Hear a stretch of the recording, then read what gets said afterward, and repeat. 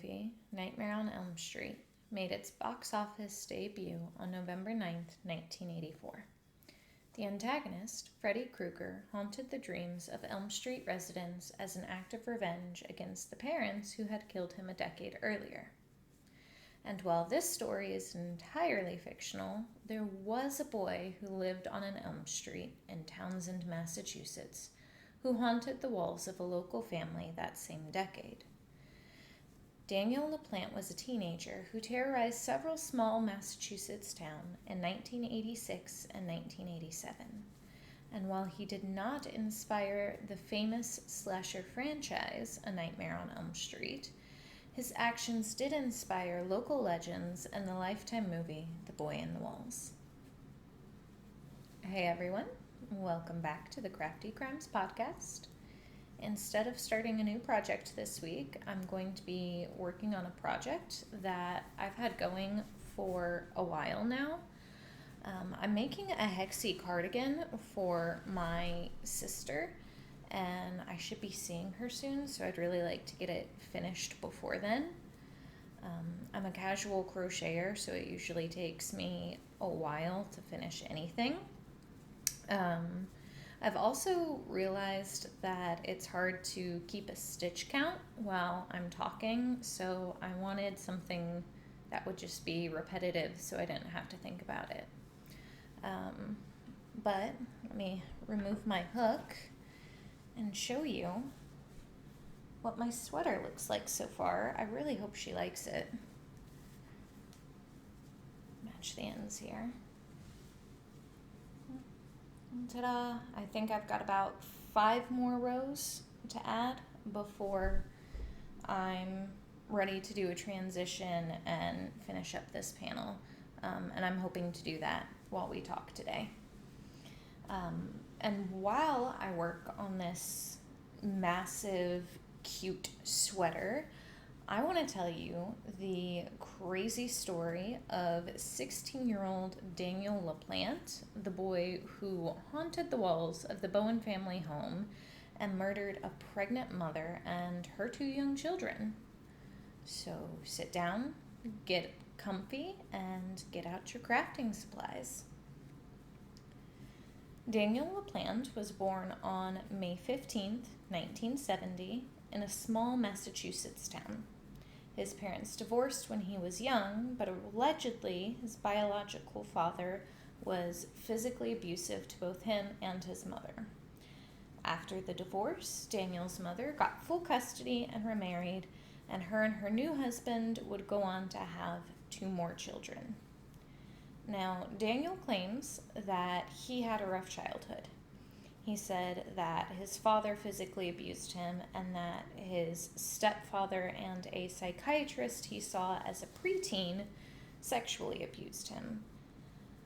Personally, I tend to fall on the believe the victim side of the spectrum when it comes to allegations of abuse.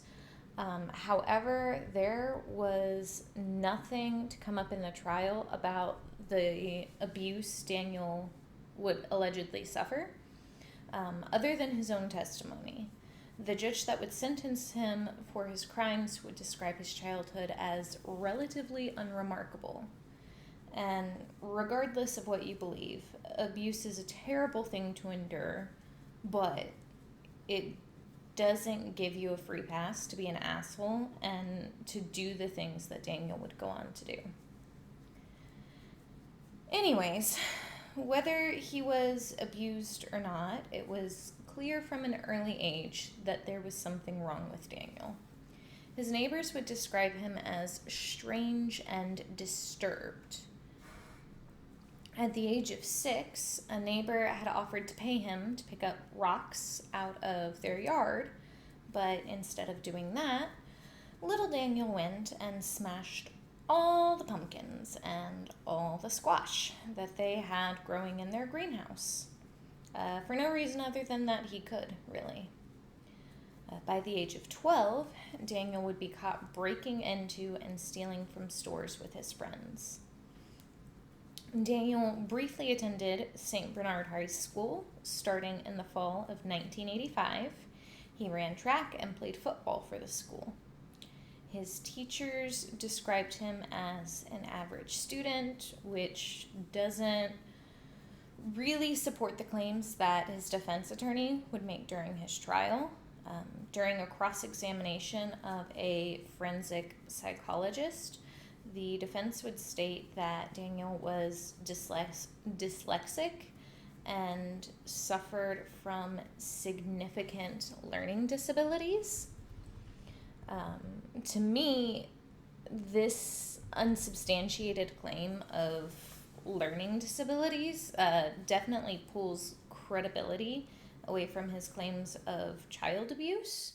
But also, on the other hand, most people who have wholesome childhoods don't stoop to the levels of depravity that he did. Either way, those claims are out there, and Daniel alleges that these were the events that led up to what he was about to do. And we'll get into that in just a minute. Either way, though, Daniel would stop attending high school by the summer of 1986. So now that we have a feel of who Daniel LaPlante is as a person, let's get into what makes him so terrifying. Sometime in the fall of 1986, Daniel crossed paths with 15-year-old Tina Bowen, and immediately he was smitten. He would call her home frequently, claiming that he had gotten her phone number from a friend, and the two would talk on the phone often, sometimes for a couple hours at a time. Tina's dad, Frank, was a recent widower and worked long hours to support his two daughters, leaving Tina to look after her elementary school-aged sister, Karen. After a few weeks of phone calls, Tina agreed to go on a movie date with Daniel. When the day of the date came, Tina was shocked and a little disgusted by Daniel. She had expected a tall, blonde football player, but instead, she was met by scrawny, dark-haired, greaseball Daniel. Nonetheless, the two went on their date. Tina would describe the date as uncomfortable, saying that Daniel seemed too interested in the details of her recently deceased mother, which gave her the ick, and understandably so. Who wants to talk about their dead mother on a first date? Daniel would then drop Tina off at her home after their date, and Tina promised to call him again soon. However, she had no actual intentions of doing so. As it turned out, Daniel never actually left the Bowens' house that night. He had found a way into the walls of the home and began to live there. My first thought upon hearing this part of the story was, where are his parents? How could a 16-year-old boy live in the walls of some other family's home and no one knows? No one notices he's gone? I mean, at the time, LaPlante lived in Townsend, Massachusetts, and the Bowens lived in Pepperell, 7 miles away. My second thought was, how did he get into the walls? I saw the diagrams that the police had made of his hiding spot, and it really raised more questions than answers for me. But, he did find a way into the walls, and we do know that definitively. And once in the walls, he began to haunt the Bowen family.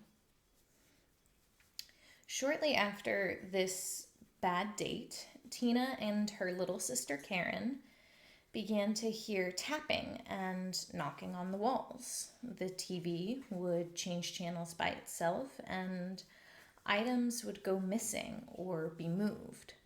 But Frank, their father, didn't believe his daughters, and when they told him about the strange occurrences, he chalked it up to it being a prank or the girls acting out because they missed their mom. However, things would escalate to the point where even Frank couldn't deny that something weird was definitely going on in the house. On December 8th, 1986, Frank, his daughters, and a neighborhood girl returned to the Bowen home after an outing. When they walked in the house, they found Daniel LaPlante dressed in a fur vest, face painted, and hair spiked, wielding a hatchet. Using that hatchet and a wrench, Daniel forced the family into Frank's bedroom. What he planned to do next, no one knows for certain, but the detectives that investigated this case believed that Daniel planned to kill the whole family that night. In a police interview after this whole debacle, Frank would describe Daniel as being too calm as he forced everyone into the bedroom and threatened them. Somehow, Tina managed to escape and ran screaming to the neighbor's home, where a call to police was placed. It was assumed that Daniel fled the scene because the police were unable to find him that night. And although both Frank and Tina had previously met Daniel, neither one of them were able to recognize him that night, and they actually both gave vastly different descriptions of him, and these descriptions didn't match what Daniel actually looked like at all. The Bowen family, though, was obviously pretty freaked out by what had happened and decided to not go home that night and stay at a local motel instead. And that decision probably saved their lives. On December 10th, just 2 days later, Frank decided to return to his home and grab a few things that, he and his daughters would need while they stayed in the motel. And to his utter horror, Frank noticed a face in his window when he pulled into the driveway. This led to him calling the police, obviously. Officer Stephen Bezinson and a canine unit arrived on the scene and spent hours searching the house and just could not seem to find this delinquent. However, they did find several family photos stabbed into the wall with things like, "I'm going to kill you all," and "I'm still here, come find me," written on them. On a final walkthrough through the home, Officer Bezinson noticed an 8-inch gap between two walls. And who did he find when he peered in that 8-inch gap other than Daniel LaPlante? 16-year-old Daniel was hiding behind a pile of clothes in that 8-inch gap. That is not even as wide as a standard piece of paper, if you didn't know. The hole he was hiding in wasn't even big enough for him to stand up fully upright. So he had to crouch in this hole, and he would sleep there, just crouched and hunched over. It wasn't very big. It seemed uncomfortable, but you know what? Daniel apparently made it work. During this initial arrest, police noted that Daniel came across as, quote, "a cold, calm, clever, calculating menace capable of horrendous acts." For roughly the next year, LaPlante was held at a juvenile detention center in Ayer, Massachusetts. His mother probably in what was her first ever act of real parenting, appealed to the courts to have her son released on bail. Judge Joseph Trabeline granted that request on October 9th, 1987, and set the bail at $10,000. LaPlante was out by the end of the night. Judge Trabeline would come to regret that decision. Just days after his release, Daniel broke into the home of Raymond Pindle on October 14th. He stole 2 rifles and several $100s from the home. Roughly a month after his release, on November 16th, 1987, Daniel would have his first run-in with his next victims. And now 17-year-old LaPlante broke into the Gustafson home and stole some small, inconsequential items like silver dollars and TV remotes, small stuff like that. He wasn't suspected of the theft at that time, but that wasn't really going to end up mattering because he was not going to leave the Gustafson family alone for whatever reason. He would return to their home on December 1st, and a night of terror would begin. On that fateful afternoon of December 1st, newly pregnant 33-year-old Priscilla Gustafson returned home from work with her 5-year-old son, William, to find Daniel already inside her home. This is rough, guys. I'm sorry. LaPlante forced the duo into the bedroom at gunpoint. He then tied Priscilla to the bed and gagged her with articles of her own clothing. And he threw little William into the closet. Daniel then raped Priscilla and covered her face with a pillow and shot her twice. After murdering Priscilla, Daniel dragged 5-year-old William from the closet to the bathroom and drowned the boy in the tub. William had yet to start kindergarten. Rough. Sometime after her mother and little brother had been killed, little 7-year-old Abigail Gustafson got off the school bus and entered her home. Daniel ambushed her and dragged her to a different bathroom in the home and drowned her in the tub as well. The murders of the Gustafsons makes me especially sad. I can't imagine how scared and alone William felt as he was locked in that closet, or the terror he felt when he drowned. I can't imagine the confusion of Abigail as she runs off the bus to tell her mother about her day at school, only to be met with silence and the same fate as her little brother. I can only hope that neither of the children had to see their dead mother before they passed. In later interviews with police, Daniel would admit that he had had the chance to leave the home several times and that he knew he didn't have to be so cruel and heartless and hurt this family. This was a conscious decision on his part. And like I said earlier, abuse is awful and never your fault, but it doesn't give you a free pass to do something this gut-wrenching. Andrew Gustafson was the one to find the bodies. He had attempted to call home a few times before his arrival, but he knew something was wrong when his wife didn't answer the phone. When he got home, he walked into the bedroom and immediately saw his wife's dead body.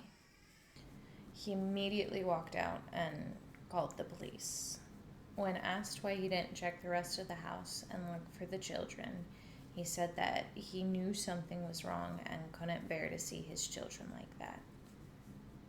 That poor, poor man. I can't imagine. I can't imagine.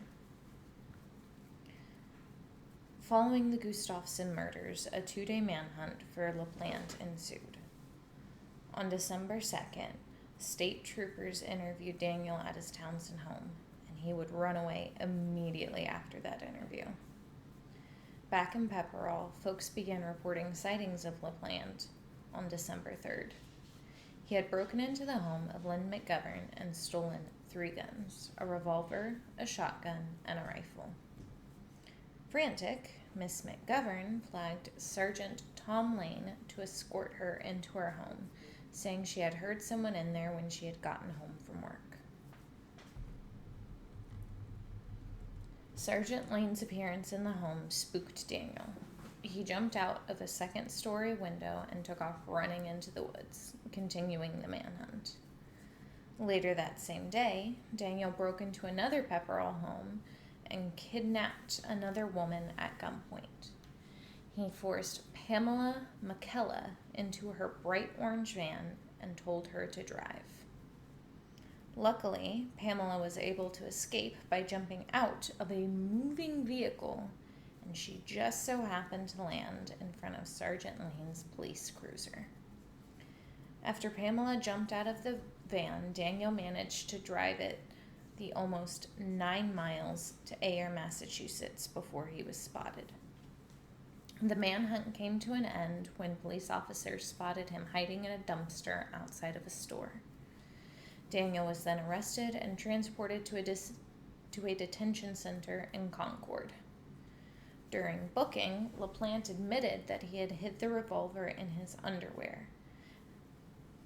The rifle that he had stolen had been left on the stairs in Lynn McGovern's home, and the shotgun had been abandoned in the woods. Daniel was indicted on 3 counts of murder on January 12, 1988.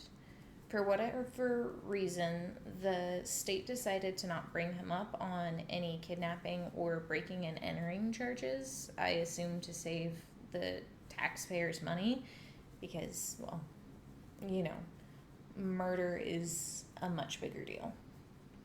He was held at a correctional facility until after his 18th birthday so that the state could try him as an adult.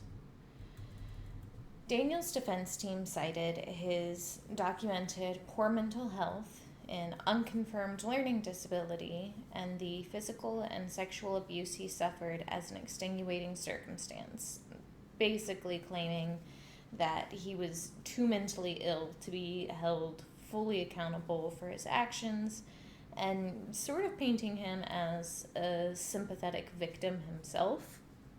The prosecution team, however, used witness and police testimonies and the evaluation of a forensic psychologist to paint a very different picture of Daniel. The psychologist would tell the court that he believed Daniel had antisocial personality disorder. Ultimately, Daniel would be convicted of all 3 murders and given 3 life sentences without the possibility of parole. Starting as early as 1993, LaPlante began to sue the court systems and file appeals. His 1993 appeal was on the basis of a bad search warrant, which the judge denied. He also filed claims over misrepresentation and a bad venue, and all of those were dismissed as well. Then, in 2017, Daniel brought another appeal before the Massachusetts Superior Court, citing the recent SCOTUS decision that life sentences without parole for crimes committed by juveniles were unconstitutional. The Supreme Court ruled on Alabama v. Miller in 2012 and decided that unless a crime is especially malicious and heinous, a juvenile cannot be given a life sentence without parole, and that the max sentence they can receive is 30 years. Additionally, Massachusetts had decided in 2013 that no sentence can be given to a juvenile that is so lengthy that it is the equivalent of life without parole. This legislature also outlined exceptions and established new sentencing guidelines. Obviously, this ruling has had huge impacts for sentencing and the criminal justice system in general. I know that there have been several individuals who were convicted as kids, and that they have sent appeals and asked for resentencing because of these new guidelines. But if my memory serves correctly, I don't think most of them are successful, but maybe that's something we'll figure out as we cover more cases, because I'm not 100% sure, and I was not sure how to go about finding the statistics for that anyway. So, anyway, with all that in mind, Daniel brought forth a new appeal in 2017, and it was heard before the Massachusetts Superior Court. They had to honor the SCOTUS ruling and reduced his sentence to 30 years with the possibility of parole. In 2017, I'm looking at my notes. I did not change the state. It wasn't 2017. It was 2019. In 2019, Daniel applied for parole but was denied. The psychologist that interviewed him prior to his parole hearing believed that Daniel had yet to express genuine remorse for his actions. He'll be eligible again for parole in 2033 at the age of 63, provided that he shows genuine remorse for his actions, which, if he has antisocial personality disorder, like the forensic psychologist who testified on behalf of the prosecution during his initial trial suspects, will be literally impossible, because people with antisocial personality disorders are incapable of remorse. And that, my friends, my fellow crafters, is the tale of the boy in the walls, Daniel LaPlante. What do you think? Should he be released at his next parole hearing? Has he paid his dues to society and is ready to rejoin us? Let me know what you think. Personally, I hope he doesn't get released. He was an absolute menace to society, so much more so than what I would expect from a troubled teen. When you think about it, all of his victims were innocent and had done absolutely nothing to him and nothing to deserve the brutality he inflicted. I mean, Tina didn't even know Daniel. They didn't even live in the same town when he began calling and harassing her at home. Raymond, Lynn, and Pamela were just neighbors and regular town folks when he broke into their homes and, stole their property. And the Gustafsons didn't know the LaPlante family at all when they died. To me, Daniel was just a menace. And, like I've said a couple times in this episode, if he was physically and sexually abused by the adults in his life, that is so tragic and so terribly sad and so very much not his fault, but it doesn't give him a pass to do the things that he did. There are so many people out there who are physically and sexually abused as children who don't go on to become monsters. Personally, I think but they were abused line of defense is overplayed and a bunch of malarkey. But that's just my 2 cents, and I would like to know what you guys think. I did not get very far on my cardigan while we were talking. I didn't even get one full pass around. I think I got, 1, 2, 3.5 sides done while we chatted today. I really do love this color scheme. My sister picked out the yarn. It is the Red Heart Berry Ombre. It's super, super pretty. Definitely gives Lesbian Pride vibes, but this is how it's looking so far. Not too much progress from when I showed you at the beginning of the video, but just in case you forgot what it looked like. I hope to have this first panel finished decently soon, and then I am going to sew up the sleeves, maybe add a little extra length to the bottom, just to make sure like the fit is going to be good. But I'm hoping to have it finished entirely by or shortly after Christmas, because that's when I should see her next. And that means that I need to really get going on this, considering I've been working on just this one side for like 2 months now.